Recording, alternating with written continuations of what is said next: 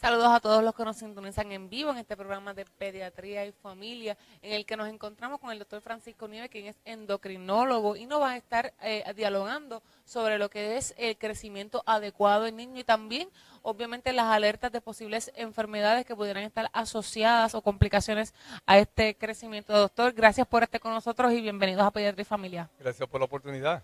Gracias, doctor.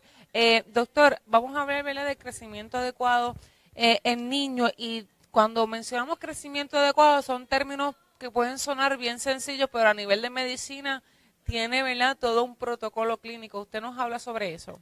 Sí, mira, el crecimiento como tal es una medida de salud para nosotros los médicos, así que es uno de los indicadores importantes que todo médico, particularmente que practica la pediatría o trata a niños, pues debe de estar muy pendiente.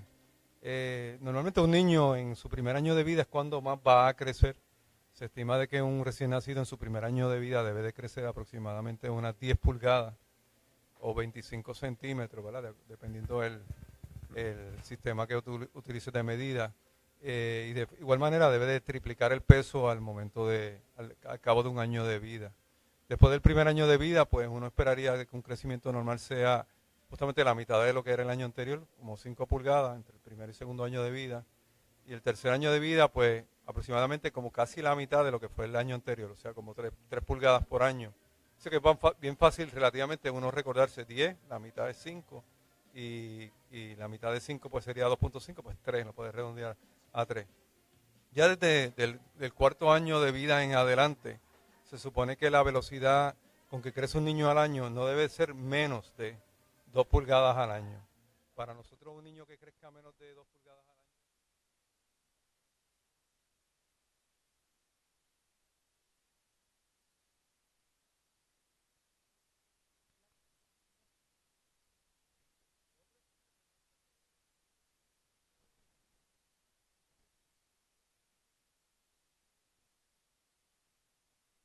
Unos 4 a 6 meses para ver si un niño tiene un crecimiento normal.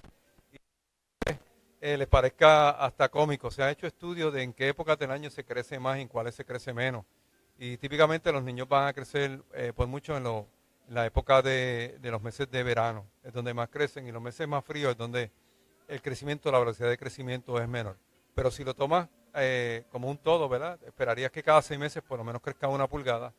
Y si al año no ha crecido 2 pulgadas, pues los padres deben de buscar ayuda médica para la evaluación correspondiente. Haciendo un pequeño paréntesis, ¿verdad?, alto en esta primera parte de la explicación, cuando tenemos también el factor genética, y todos los padres decimos, pues si yo soy, ¿verdad?, un poquito más bajito, pues es normal que mi hijo sea bajito, o si soy más alto, pues esperamos que, ¿verdad?, el hijo sea más alto. Pero ¿hasta cuánto esa parte puede influenciar? Porque realmente tenemos padres que a veces ven a los niños demasiado pequeños y se preocupan, y no necesariamente, ¿verdad?, tienen que preocuparse, pero ¿cuándo también, verdad, esto puede ser normal o no normal? Excelente pregunta. De hecho, la contribución mayor en lo que respecta al crecimiento es la genética, es decir, los padres, la causa más común de estatura baja es la herencia, o lo que nosotros le llamamos la estatura baja familiar. Así que sí, ciertamente la contribución de los padres a la estatura y a la manera, ¿verdad?, en qué percentil de crecimiento va a estar el niño es bien importante. Sin embargo, no empecé a eso, y es lo que yo le digo a muchos padres de estatura baja que vienen a mi oficina para que yo evalúe su hijo o su hija. O los padres pudieron haber tenido algún problema que no se identificó a tiempo, o el niño o la niña tiene un problema que amerita atención, y si lo intervenimos, pues podemos ¿verdad?, ayudarle para que crezca de forma normal dentro de su potencial genético. No que le vamos a añadir más pulgadas de lo que la naturaleza, ¿verdad?, le concedió. Exactamente. Así que si el niño, irrespectivo de que los padres sean de estatura baja, es más, irrespectivo de la etnia, la velocidad de crecimiento es el indicador biológico para nosotros más importante para determinar si a un niño puede estar teniendo problemas médicos que con evaluación e intervención pues podría beneficiarse y optimizar y maximizar su potencial de crecimiento. Doctor, pero entonces, más allá de todo el panorama hereditario, ¿cuándo debemos preocuparnos como padres por la estatura o ¿verdad? De la forma paulatina que pudiera estar creciendo el niño o no creciendo? Sí, de la manera práctica es, por ejemplo, que el padre o la madre noten que los niños pasan el tiempo y continúan utilizando la misma ropa, particularmente los varones, los pantalones del mismo largo, que no se le quedan cortos, los zapatos del mismo tamaño. Esos son indicadores de día a día, ¿verdad? Que deben estar pendientes y pues la manera adecuada sería medirlo. El medirlo hay una ciencia detrás de la técnica correcta de medir a un niño, ¿verdad? Porque nosotros medimos más en la mañana que en la tarde, tendemos a escogerlo durante el día. Y no existe una medida precisa. En el mundo ideal sería uno tomar una serie de medidas, como mínimo 3 de ellas, y hacer un promedio. Así que si los padres no notan que los niños tienen que cambiar de ropa, tienen que comprarles ropa, pasan los semestres, pasa el año escolar y siguen utilizando la misma ropa, inclusive lo comparan con sus contemporáneos del mismo grado y ven que los contemporáneos siguen creciendo y su hijo o hija se continúa quedándose rezagada o rezagado, pues es tiempo de buscar ayuda médica. Doctor, ¿cómo también influencia la buena alimentación y la nutrición durante el periodo gestacional y qué prácticas nutricionales, ¿verdad? O qué, ¿verdad? Que debemos llevar a cabo para también contribuir a que entonces hacemos nuestra parte y si de momento notamos que hay algún patrón no normal, pues acudir a un médico. O sea, ¿cuáles son los factores nutricionales claves también para un buen crecimiento? La nutrición es el factor más importante en lo que respecta al crecimiento. Tan es así que si uno no tiene una buena alimentación, uno de los indicadores que se puede ver afectado es el crecimiento. Y estamos hablando del crecimiento desde el vientre materno, como mencionabas al principio.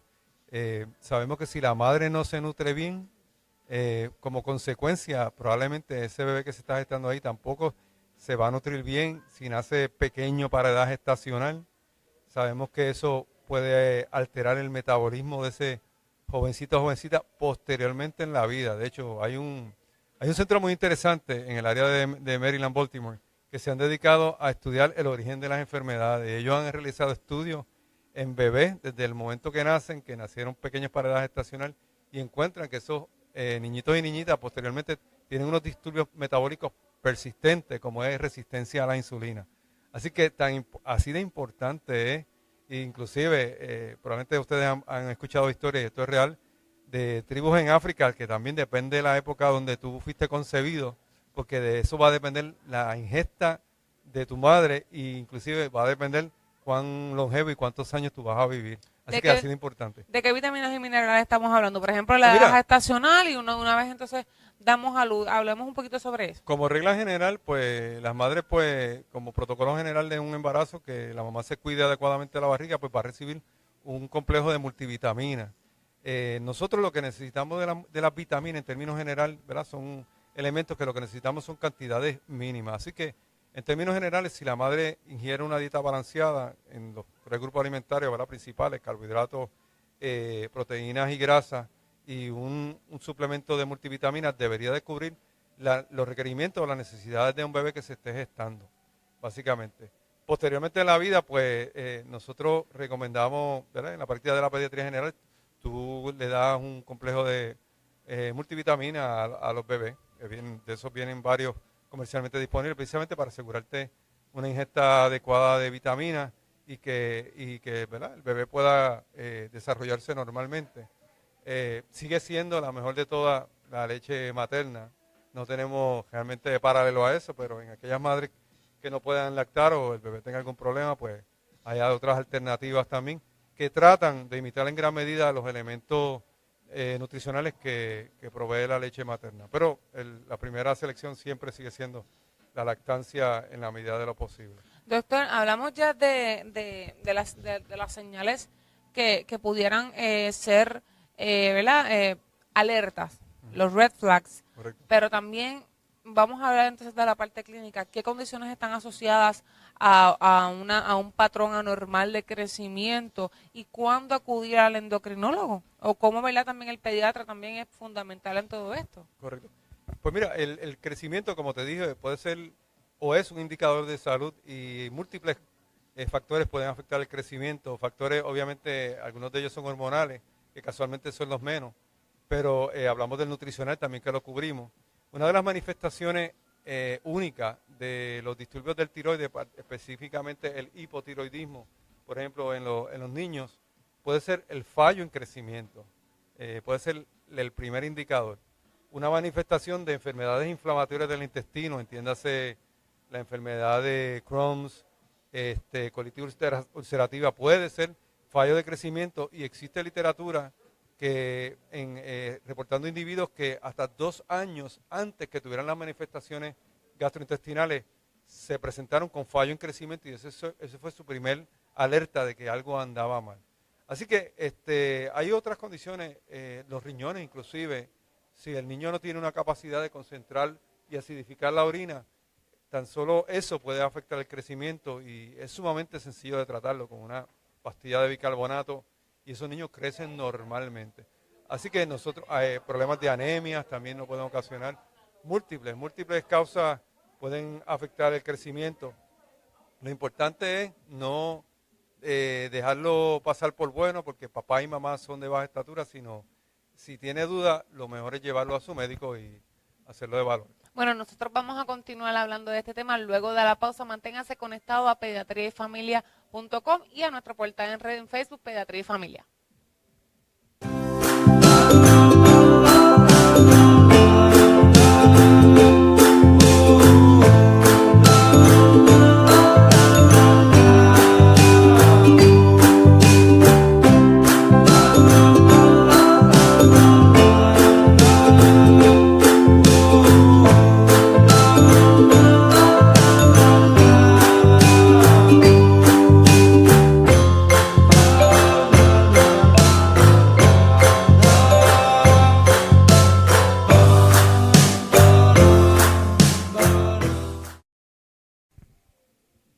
Continuamos con este programa de Pediatría y Familia donde el doctor Nieves nos habla sobre los indicativos del buen crecimiento del niño y continuamos hablando, doctor, ¿verdad? De estas partes o alertas, pero también sobre las enfermedades de crecimiento. Continuemos en esa misma línea. ¿Qué enfermedades están asociadas al crecimiento? ¿Cuáles aquellas pueden tener tratamiento y cuáles de aquellas son, ¿verdad? De manera controlable a lo largo de la vida del paciente. Sí, pues mira, entre las enfermedades voy a hablar algunas más específicas del área de endocrino, ¿verdad? Que yo creo que puede ser de interés y curiosidad también hasta cierto punto. Hablamos ya del hipotiroidismo, que es una de las manifestaciones únicas y exclusivas en la edad pediátrica, puede ser el fallo en crecimiento y que con tan solo una píldora que se tome una vez al día se debe normalizar nuevamente la velocidad del crecimiento. Si ha sido, el hipotiroidismo ha estado presente por mucho tiempo, pudiera ser que parte del potencial de crecimiento se comprometa en el jovencito y la jovencita. Una de las situaciones y causas de problemas de crecimiento que con frecuencia yo veo es la posibilidad que vienen a la oficina, ¿verdad? De que tengan deficiencia de la hormona de crecimiento. La hormona de crecimiento es muy interesante, es una hormona que es específica para cada una de las especies que la producen, lo que significa que la hormona de crecimiento de la res y el cerdo no se pueden extraer e inyectar a una persona, en un humano, para que funcione. Es específica la del humano para el humano y es un péptido que se viene realizando y sintetizando por más de 30 años ya de forma sintética y tiene un margen de seguridad muy bueno. Se ha venido utilizando no solamente para la deficiencia, sino para otros estados que afectan el crecimiento, que no son directamente por deficiencia de hormona de crecimiento.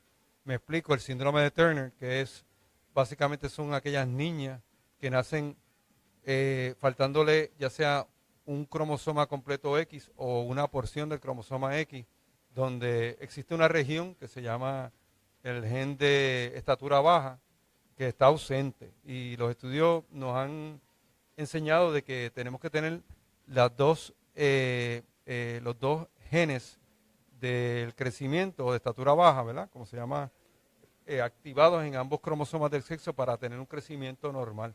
Así que estas niñas se benefician de tratamientos con hormonas de crecimiento tremendamente. Pacientes con entidades como lo que es la insuficiencia renal, ¿verdad? También esos pacientes tienen indicaciones para ser tratados con hormonas de crecimiento antes de que sean trasplantados. Pacientes con síndrome de Noonan también tienen indicaciones. Pacientes con otras condiciones como son el síndrome de Prader-Willi. En este último, pues hay que ser un poco cauteloso porque estos pacientes pueden tener problemas respiratorios que pueden ser muy serios, ¿verdad? Así que siempre y cuando se evalúen, tengan su evaluación respiratoria,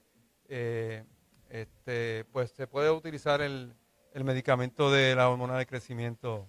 No sé si quería preguntarme. Doctor, no, Sí. sí, en la misma línea, cabe también preguntar, ¿verdad? Cuando estamos en la etapa de embarazo, muchas de las madres nos preguntamos ¿verdad? De qué manera pudiéramos contribuir, porque también está la parte del enanismo, está también, y hay enfermedades cromosómicas, ¿verdad? Que son parte de toda esta serie de temores Claro.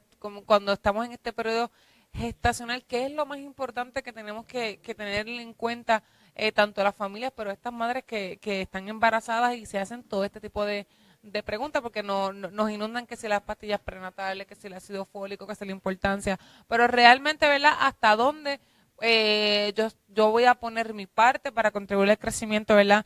Saludable de este niño, y hasta cuánto entonces también la otra parte dependería de la evaluación periódica de un médico? Sí, ciertamente cuando una mujer está gestando un bebé, pues pasa muchísimas interrogantes por su mente. Eh, y pues ciertamente una de ellas preocupantes es que si el bebé va a salir, ¿verdad? Normal, va a salir con todas sus partes. Una de las cosas bien bonitas, no sé, cuando he visto una mujer que da luz, ¿verdad? Le suelen contarle hasta los dedos de los bebés para estar seguro que están completos. Así que Bueno, miramos hasta si respiramos, lo doctor. sé, lo sé, lo sé. Así que eso es muy, muy normal, Sí. ¿verdad? Eso es muy normal.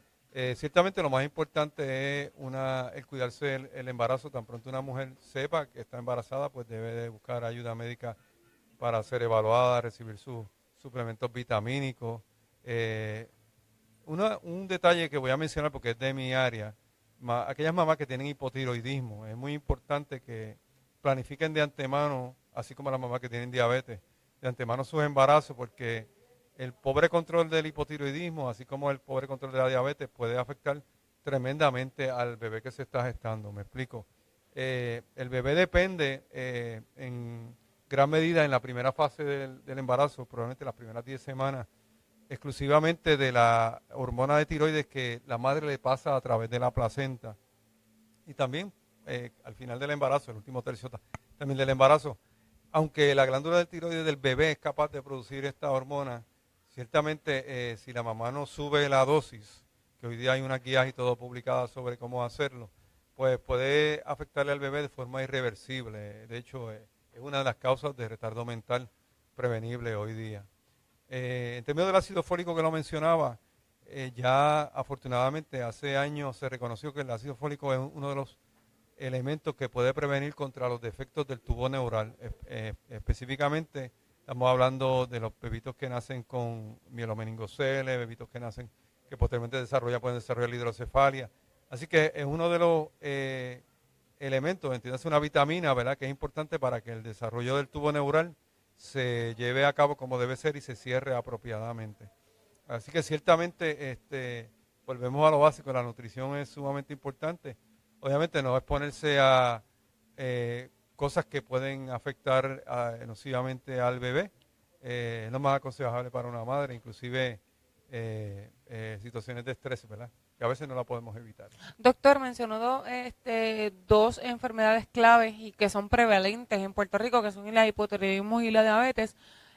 Si yo mamá tengo diabetes, si yo mamá tengo hipotiroidismo, ¿cuáles son las mayores recomendaciones de ustedes los endocrinólogos, que son los expertos en estas áreas, para entonces no darle más carga emocional a este periodo gestacional del que se debe, sabiendo que tengo una condición que tengo que cuidar yo para cuidar a bebé? Exactamente, esa es la clave.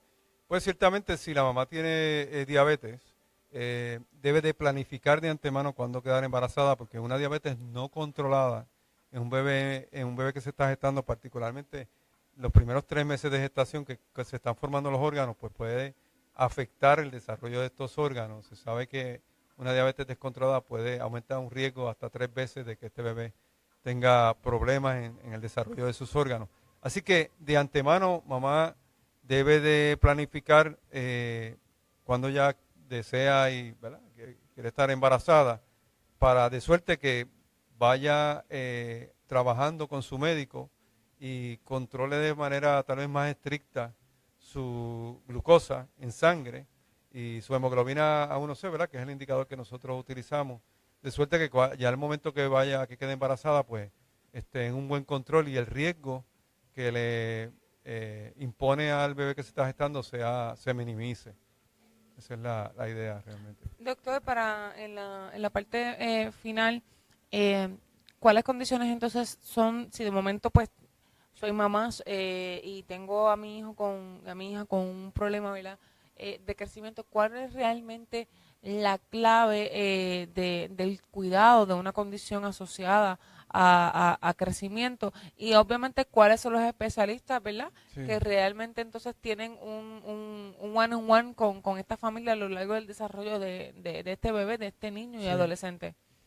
Pues ciertamente cuando el bebé nace, el examen físico que realiza el médico en el nursery es muy importante, ¿verdad? Porque a veces al momento de nacer ya nosotros podemos identificar problemas de crecimiento que se sabe hoy día que no van a responder a hormonas de crecimiento, como es el enanismo por un problema de lo que se llama una condrodisplasia, ¿verdad? Que no es otra cosa que es un problema del hueso como tal, del cartílago del hueso, que es el enanismo más común que nosotros vemos, ¿verdad? Los bebés que nacen con lo que se conoce como acondroplasia. Por suerte eso no es frecuente, pero muchos de los casos que se reportan pues tienden a ser por lo que se conoce como una mutación espontánea, donde ninguno de los papás lo padece, pero entonces los hijos pueden nacer con esta condición. Pues, si el bebé es de proporciones normales al momento de nacer, que no hay sospecha de eso, pues realmente va a ser... Podemos estar tranquilos. Podemos estar tranquilos, podemos seguir los parámetros que yo le decía de crecimiento, la velocidad de crecimiento, la ganancia de peso, que debe de seguir un patrón ya predeterminado porque esto se ha estudiado.